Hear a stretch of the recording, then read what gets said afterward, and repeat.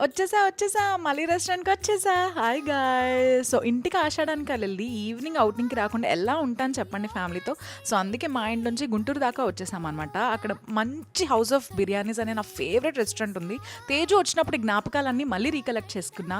అక్కడ first corn సూప్‌తో start చేసి, గోంగూర curry యేసుకొని, ఆ పన్నీర్ బిర్యానీ, మష్రూమ్ బిర్యానీతో జాయిన్ చేసి, మధ్య మధ్యలో అలా ఆనియన్స్ టచ్ చేసి, నిమ్మకాయ పూర్తిగా పిండేసుకొని అద్దర కొట్టేసాననమాట. సో, వెళ్ళే దారిలో ఒక చిన్న డెజర్ట్ కావాలి కదా!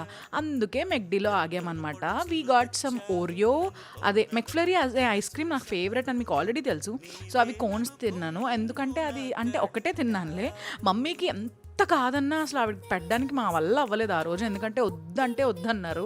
మమ్మీకి చాలా కోపం వచ్చేసింది గూడా. ఛాన్సే ఎన్ని సార్లు ఆడు చెప్పాలి నీకు అని కోపం చూసి ఇంకా ఆవిడ అలిసిపోయి నవ్వుతున్నారు. ఈ స్మైల్స్ ఇలాగే ఉంటాయి కదా ఫ్యామిలీ అన్నాక. Bye bye guys.